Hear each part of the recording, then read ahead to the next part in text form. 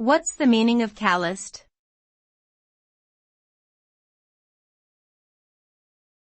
Calloused.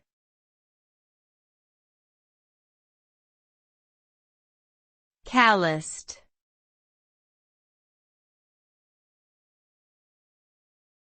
Calloused.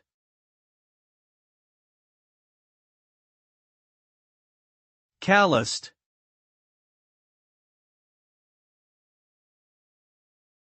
The word calloused refers to a condition where the skin on a certain area of the body becomes tough and thick due to repeated friction, pressure, or irritation.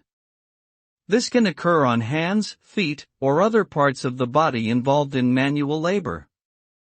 Calluses act as a protective layer, guarding underlying tissues from further damage.